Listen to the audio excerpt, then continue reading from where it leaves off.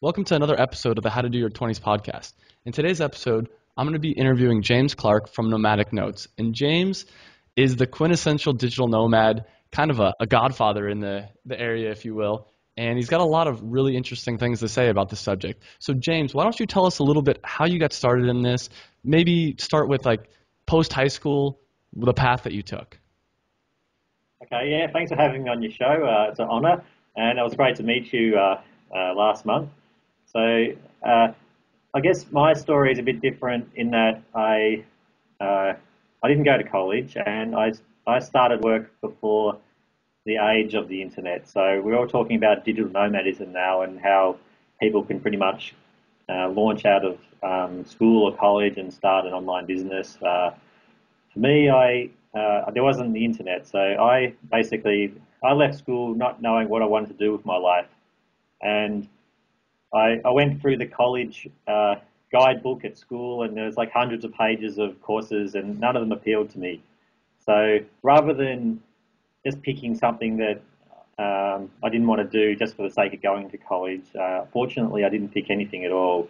Because I've met a lot of people who just picked something because they were told they had to go to college. So they ended up studying something they didn't want to do and end up spending all this money. So if one thing that came out of it, I was lucky to not do anything. So I just went straight into the workforce and did various different jobs. I've worked in banks and offices. I've did labouring and worked with small businesses, and then I started travelling, which sort of got me started in the path I'm in today.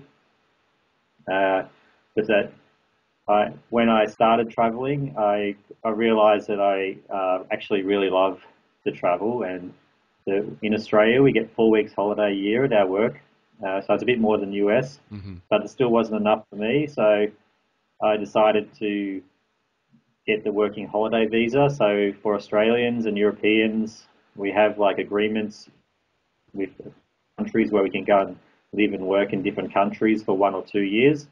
So that provided me an opportunity to live in the UK for 2 years and work over there. And then I also worked in Dublin in Ireland for 1 year as well. And it was during this time where I learned web design, and then that became my profession that it is today. So what year was this that you learned web design? So I went to London in 1999, Okay. and then I came back to Australia in 2001, and I learnt web design. It was just like a short course, and then I just taught myself basically. So 2001 that would have been, and then I went to Ireland for a year in 2002, 2003, and it was in 2003 where I had enough income coming in to become self-employed for the first time through web design business. Okay, so at this point you were kind of doing freelance work, is that correct? Or Yeah, it was freelance. It was just making websites to do affiliate marketing, SEO, all different, different projects like that. But I just kept learning as I go, basically. okay, so you started your digital nomad path around 2003-ish, is that about? Yeah, so basically, yeah, no, I was uh, I was teaching myself all the web design and affiliate marketing business in 2002, 2003 when I was living in Dublin. And Oh, then my visa expired in April of 2003, and I had to leave the country. So I officially marked that time when I left Ireland as when I started my digital nomad path. I actually went to I was living in Europe for about 6 months and living off what I was making, and then I went back to Australia, and then went back to Europe, and then I just this yearly cycle of traveling around the world just happened. and for those people that don't know, how would you define a digital nomad? It depends on uh, how you define it, I suppose. I guess you could just say someone who is has the ability to run their own business or to work for a company uh, from a remote location and anywhere there's internet, basically. So For me, I'm self-employed, so I have my own business, but a digital nomad could also be someone who is working for a company, but they're just doing their uh, allotted job from their home, and their home could actually be, somewhere in anywhere in the world, really. Hmm.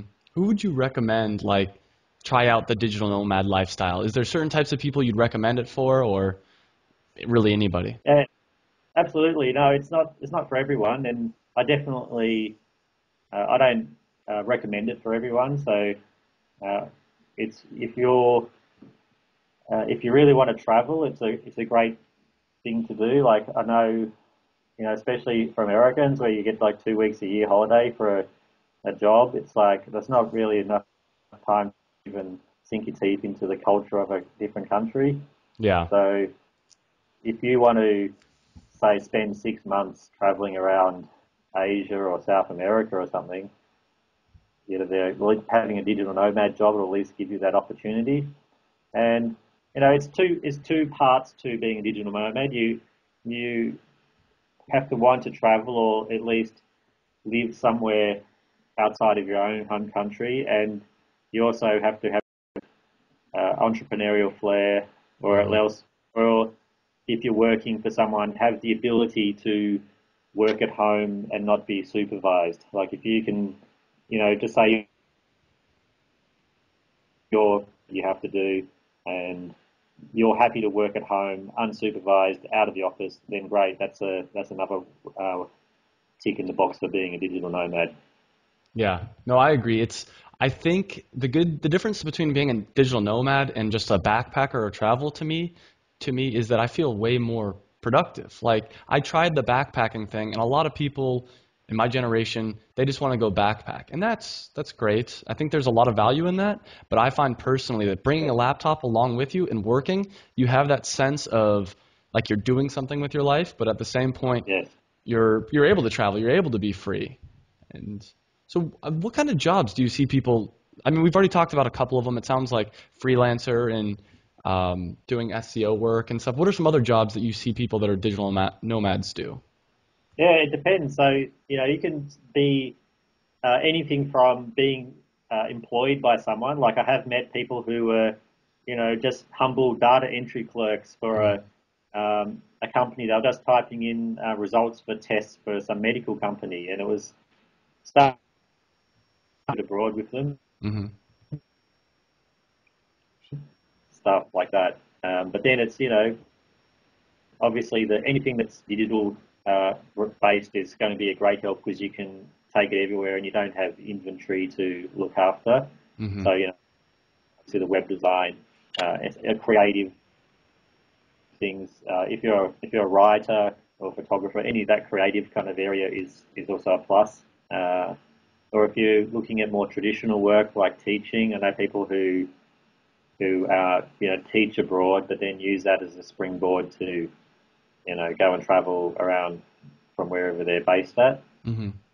So yeah. I mean, it's people have come up with different things that it goes beyond the web design Yeah. world.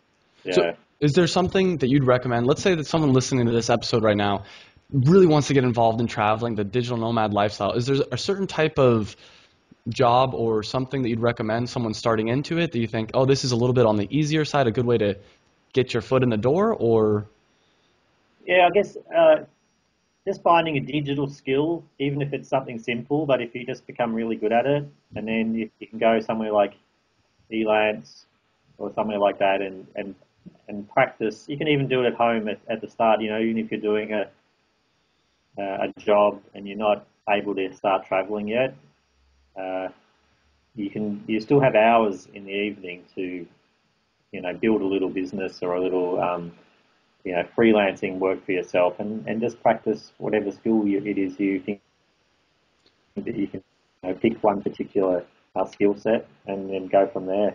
I agree. I had a friend that he wanted to learn how to design websites, and I told him, I'm like, Right.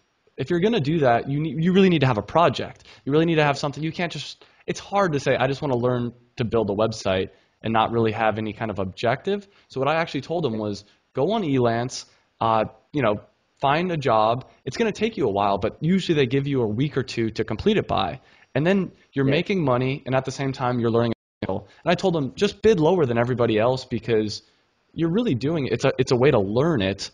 And then Yes. over time, like once you get better, you can craft that skill, start traveling, plus build your own websites. So Yes. what about the weirdest job? Has there been any jobs that you've heard digital nomads have that you're like, wow, that's really strange?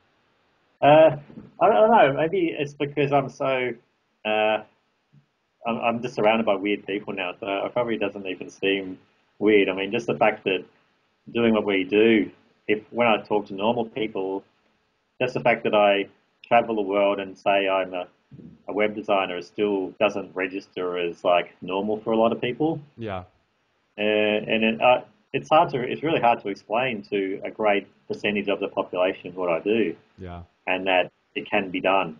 hmm No, So I agree. I have one of the not the weirdest, I'd say. I guess that's a hard thing to answer, but I had a friend that has a YouTube channel. I actually interviewed him on the podcast earlier, in a different episode, and his YouTube channel is all about animals.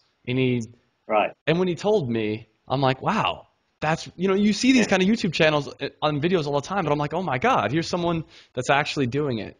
The other right, one, I have actually met a friend here in Buenos Aires who does photography, like fashion photography, models. yes, And right, I don't know if I'd call it necessarily weird, but it's so like, oh my God, you can do that. Like you hear about these yeah, people that are, I mean, he's a digital nomad. He's traveling the world, taking pictures of beautiful women. He got started 2 years ago. He never picked up right, a camera before 2 years ago. And now he shows me the pictures, and I'm like, yes, you spent a day with this girl? Like, you were yes, the luckiest man in the world. yes. And I've heard of people who are, just doing ridiculous jobs like, maybe they have a full-time like Twitter account or Instagram account that actually they're making money from, similar to your YouTube friends experience where you think, how could they monetize that?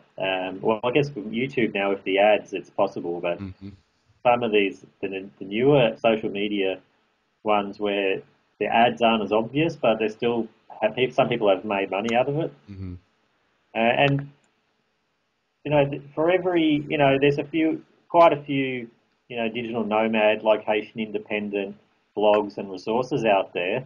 But for every one person that's, you know, chronicling their life about it, there's 1,000 hmm digital nomads out there who don't even know that they're a digital nomad. They just happen to be working and traveling at the same time, and they're not telling the world about it. They've got their own little business going on, hmm and if we're on a plane on a Tuesday afternoon, I have a look on the plane. I think, well, who are all these people? What are they doing? They aren't people who have regular jobs. They're like Yeah. someone's out doing stuff, Yeah. and there's a worse people out there. Same if you go into a cafe on a Wednesday morning and you see all your MacBooks open, you think, what are all these people doing? You know? Absolutely.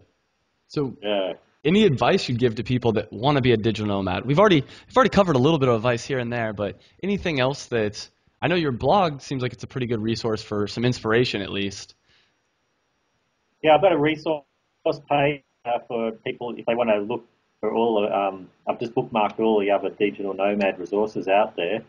Uh, for me, I started in 2003, but I came back to Australia and I was renting a house for a long time with a bunch of friends, and so I would keep this house, but then I'd travel for half the year. So it wasn't like I was full time digital nomading around the world. I'd go and travel for a couple of months and then come back for a couple of months, and I'd have my own house. And it was only until 2010 that the house I was in, we all moved out. So I've been full time out of Australia since 2010.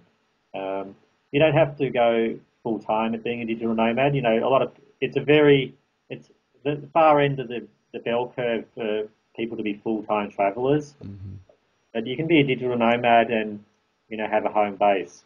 You can like be an expat somewhere in the world, or even just move somewhere in your hometown, or stay at home for most of the year and just travel more frequently than you might have been able to. hmm So if you you can like find your skill and then just like take it on the road for a few weeks and see if it's what you like doing. Some people try it out and they find out it's not for them. So, don't burn all your bridges and sell all your stuff and you know, sell everything you own. Just try it out a few times and see if you like it. I mean, it's a different lifestyle, and you might find that it's for you, and then you can go from there. Yeah. Well, on your website, one of my favorite sections is actually the travel gear. So Yeah. I just want to go over that a little bit. What are some items that you recommend, some gear, some different equipment for people that want to be a digital nomad? As for me, uh, I've decreased the weight of my gear, so I've gone from like heavy laptops to having a MacBook Air, and that's I don't do a lot of creative editing or anything like that, so I don't need a high-powered computer. But the MacBook Air has been great for me for all the work that I need to do, Hmm. and it's very light. And I just have like an Olympus pen mirrorless camera, so it's much smaller than a DSLR camera, but with a lot of the same capabilities. Oh. So I use that, and I'm not a carry-on only person. So I know some digital nomads love trying to put all of their life into one carry-on bag. Yeah, I can't do And that. it's not me. I don't. All of my electronic stuff goes on my carry-on, and then I have one wheeled backpack, and that's sort of like has all my expat gear. Like I tend to spend months at a time in a place, so I'd rather have a selection of different clothes rather than washing the same t-shirt every day and I'm doing that. 100% the same way. So do you just check one bag, or do you check two bags with you, Yeah, or? one bag, 65 litre bag, whatever that is in your see. um, so it's enough. There's like enough stuff in there really, and then when I get to a place, I tend to collect more things, and then like at the moment, I've been based in Ho Chi Minh City for a while, so I've got a bag of stuff just sitting there at a friend's place, and then I'll pick that up when I go back. Yeah, but you probably find the best thing to do is just once you travel, you'll work out what you need and don't need, and Yep. then you can you know tweak it as you go. Yeah, I find, at least from my personal experience, I always bring too much, and then it's like slowly, I'm like, all right, well, next time I don't need to bring. Maybe it's this shirt. I'm never gonna wear this shirt. Like I brought 4 dress shirts this time, and I'm like, realistically, I Right. need one or two. Two Yeah. just so I don't always wear the same one, but 4 was a little too many. And Yeah. Yeah. That's pretty much the same as me. I've pretty much halved what I need, but I still have a nice selection of things. So yeah, I don't have a lot of I just for electrical stuff. It's just the iPhone. It's great. The camera and my laptop. It's about all I need really. So, have you ever worked with like a external monitor? Because one of my favorite things to do is have 2 monitors. I find that it just Right. doubles my productivity. So, Oh do you yeah. do you use an external monitor, or you just use your? Actually, and maybe that might be the thing. Like when people go business class and they can't go back to economy, so it might be the same. If I It's once I have two, it might be hard to go back. So for now, I'm not going to give myself that option just in case I can't go back. it's Uh, probably a smart idea because right now, I'm planning my trip to Chiang Mai, and I want to go to Chiang Mai, Vietnam, and then I really wanted to do kind of like a semi backpack experience through yeah, China, Mongolia, Korea, and right, Japan. The right. problem is this extra monitor, I really want to have it while I'm in Chiang Mai and in Vietnam because I just feel so much more productive. But that seems like a waste to carry around. What about? I know a couple of people who have been using an iPad as a second monitor. Yeah, that's That's interesting. like a good solution. And then, a couple of my friends, once they've settled down, like into a place that they've been renting for, 3 to 6 months, they've ended up buying another monitor. But for, extensive travel, the iPad seems to be a good solution for the two screens. Interesting. Yeah, that's definitely something I'm going to look into. I know it's something I don't necessarily need, but it's just it's like one of those creature comforts that I love, like that I miss about being home is having 2 big Right. monitors. Yeah, and I think that's where you'll find, like at the start, of my digital nomading, I've done a lot of travel, but I have slowed down tremendously over the last few years because of that. The more you travel, the more interruptions you have into working, Hmm. and you find places where you have a community of like-minded people and places that resonate with you. So, I, part of being a digital nomad is to find, places I like living in and, connecting with people. So Um, what are some of your favorite cities? well, I guess, so when I first started out, I was a real Europhile. I was like Mm-hmm. in Europe 5 or 6 months a year. Mm-hmm. So after I was in Dublin, like I went to Switzerland for 6 months. So sort of like the other end of digital nomad scale. Everyone's going to cheap countries. I end up going to an expensive country, Yeah. and because it's like where I kind of got started in my travel life. Um, I really enjoy Amsterdam and Budapest and Istanbul and going across to Asia. Ho Chi Minh City, obviously, that's where I'm based at the moment. I really love it there. I love Bangkok as well. Um, and then some crazy cities like Mumbai in India is great. Yeah. Not for living in, but like it's just I love visiting it. Hmm. I love Tokyo as well. It was a really cool city. Um, yeah, so I like big cities obviously. So just Hmm. rolling up to some big names there. Do you have any favorites that are cities that no one's like ever heard of, like some hidden gems? Um, I guess like they're all heard of, but like in in Belgium, like everyone goes to Bruges, Hmm. but there's a city near Ghent which I had not really known anything about, and I went there, and it's this like amazing medieval city which has all these universities. So not only Interesting. is it really old, but it's just full of young people. So everyone sort of makes straight away to Bruges and goes crazy over that. And I'm like thinking, wow, this city is actually much nicer. So that Interesting. was a surprise for me. Do you have any cities that you really just did not like? Any cities that you would not recommend? Yeah, I think like I spent a few months in China, and the new cities there are really soulless. Like they're just like cities that were built 30 years ago, and just now they're just like they went from nothing to 10 million sort of thing. So like Shenzhen on the other side of the border of Hong Kong is one of those cities where it's like, well, it's just a big concrete glass building city. So Interesting. cities like that really have little appeal. Okay. So is there any city in particular you'd recommend for people starting out, or I guess it depends person to person, but Yeah. Uh, I mean, obviously for digital nomading, Southeast Asia is a big favourite just because of the cost of living hmm. and the access to internet. So, And I heard the Thailand. dating's kind of fun over there too. It's Yeah, it's great. I guess, if you're, outside your own country, it's just, novel to, date outside of, America or Australia in my case. So, yeah. yeah, definitely. So you were sponsored on a trip by KLM and Air France, and that's how I actually met you in Buenos Aires. How did you Yes. do that? That is just awesome. It's actually, I guess it's something that's, been going on since, I've been reading newspapers. Like if you used to pick up uh, the travel section of a newspaper, it would say the rider was hosted by such and such airline. And so this is sort of that has just continued on in the digital age. Hmm. In this case, the airlines contacted me through a PR company, and they were like, "Can you write some destination articles about some cities in South America?"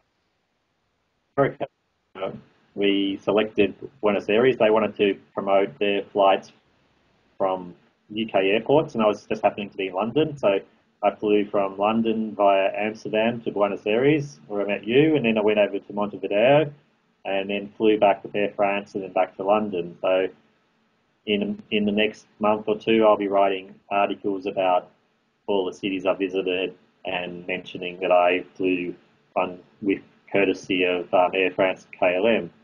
Uh, it's not like a job. Like Hmm. you're not going to get rich being a travel writer, as they say. But um, it supplements my travels. I love writing about travel. I've always been doing it anyway. So uh, to just, if there's occasional businesses that align with what I want to do, then I'm happy to do these trips every now and again. That's like every young person's dream. I just want to tell you right now. When you Yeah. told me that, my first thing is like, how can I get to this? And Right. it sounds like it's all from pretty much having a really successful blog. And Yes. has there been a lot of other benefits that you have from having your blog? Uh, I guess, those occasional trips like that do come up. I get offered all sorts of other things, but I don't accept because it's not really what Mm. I do. Um, so, like the blog itself, anything on it, like it has a few,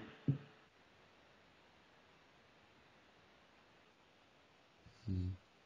but a lot of companies find me through this site, and then I will, end up getting a job because of that.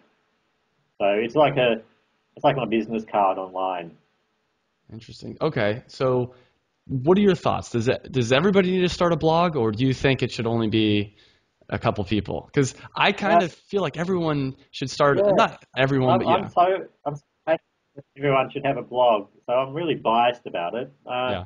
One of my best friends in the world, he's like an off the grid kind of guy. He travels the world and and has no desire to start a blog. So I asked him once, and that was it. And then I have to realize, well, not everyone wants to start a blog. It's true. I think that if you are starting out being self-employed, you should have a blog, Mm. even if it's only uh, yourpersonalname.com, and using that as it's an online business card, it's your online resume. So you should at least have some online presence, even if you're not writing about something. It should have a list of what you do so people can find you. Yeah.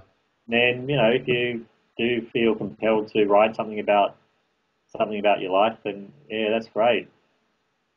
That's really interesting. So, how did you initially get people to your blog? Uh, I guess I was pretty active in the online travel community, so I started out just reaching out to other travel bloggers, and did the traditional link exchange, and then sharing other people's content, and then people share your own content back, and then you start gathering a following from there. Hmm. It's very pretty organic. It's just been a slow growth thing. I haven't really gone out to push it tremendously, but it's picked up, breeders over the years. Have you done anything outside the box to try to get followers, or not really? No, not really. It's like I just so no fancy tricks or anything like that. Gotcha. And so, kind of change gears here. So, while you're traveling, because it seems like you met me, you travel a lot. How do you meet new and interesting people while traveling? Any Well, okay. tricks? Well, I'll give you an example. In the last month, I started. In the last month, I was in London and Paris, and then South America for 3 weeks, and then London, and then I was in Taiwan and Hong Kong. So it's been a long 4 or 5 weeks of travel, and in that time, I've met people via couch surfing, which Hmm. is like a community where you can find free accommodation.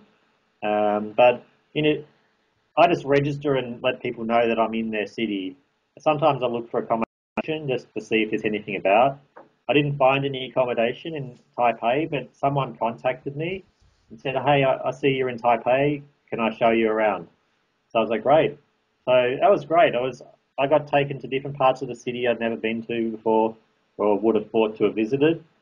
So that was really good.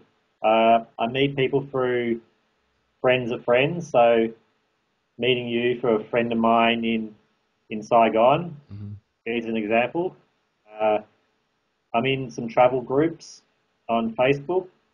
So someone will always say, "Oh, I'm in this city." Hmm.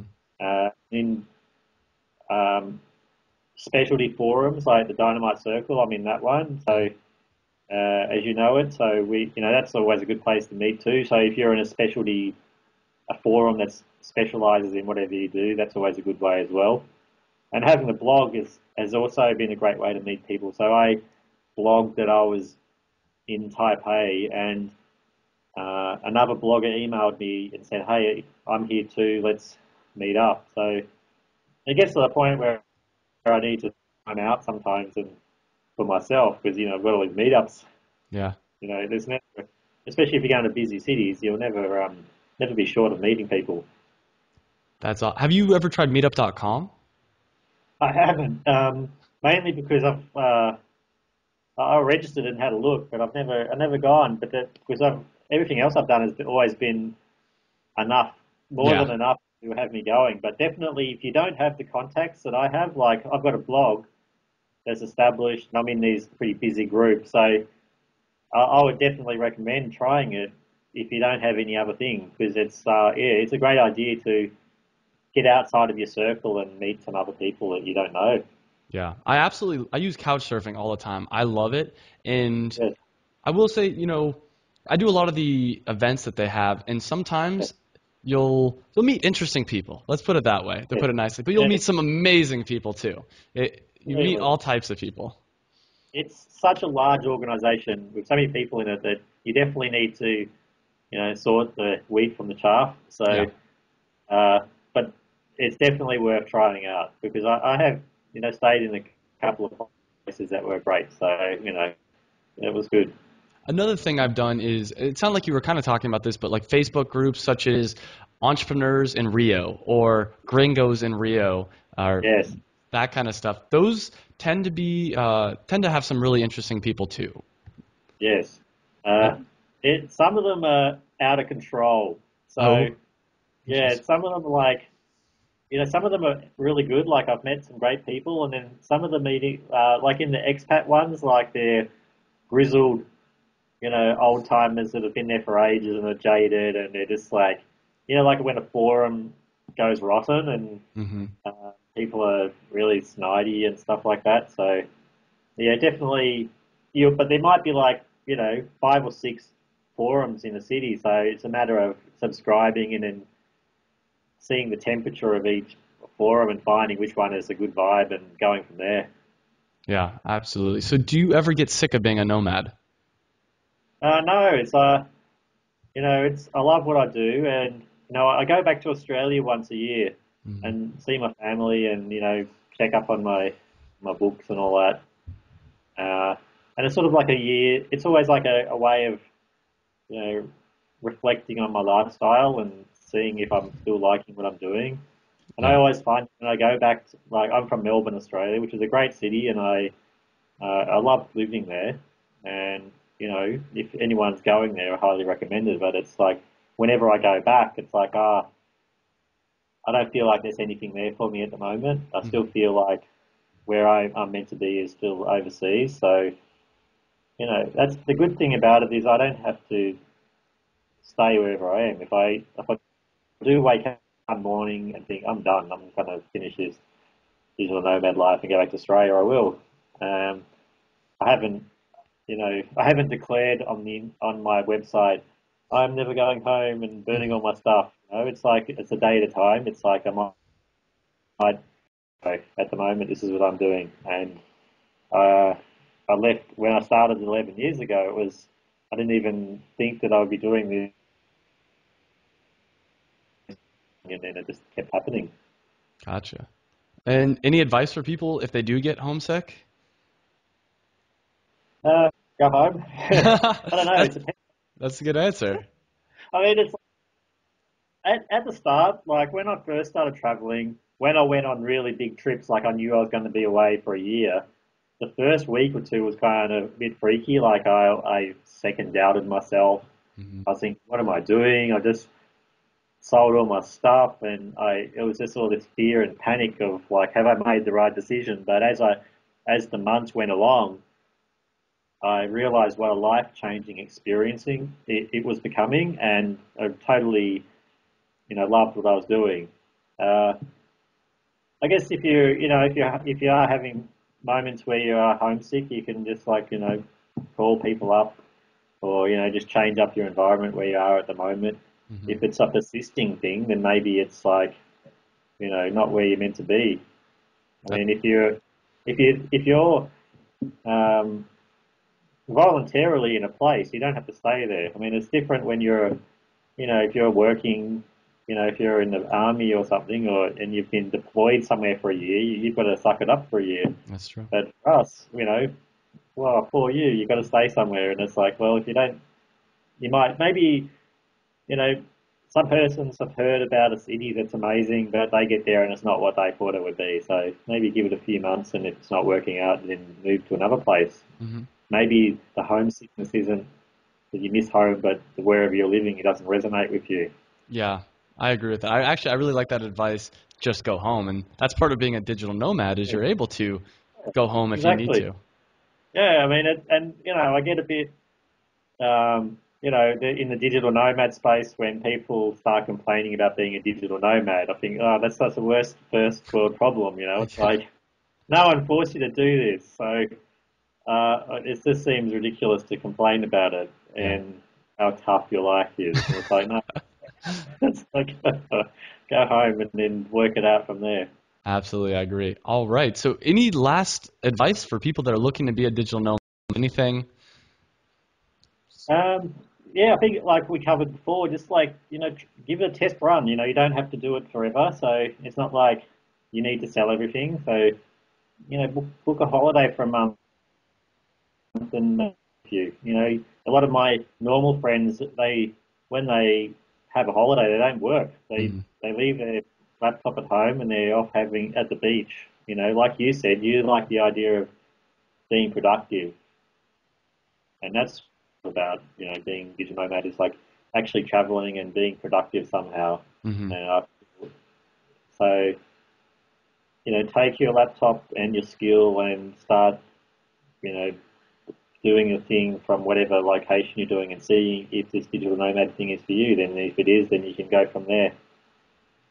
And your website, Nomadic Notes, who'd you recommend it for? Everybody or people that are stuck in their job, people traveling? Anyone? Uh,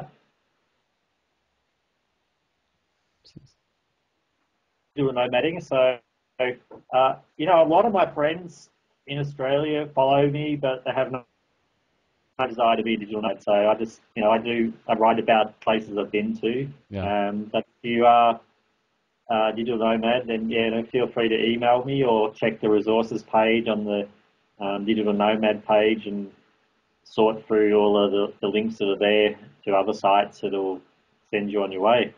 Awesome. Well, thank you so much for coming on the podcast. I really appreciate it. No problem. It was great to be on the show.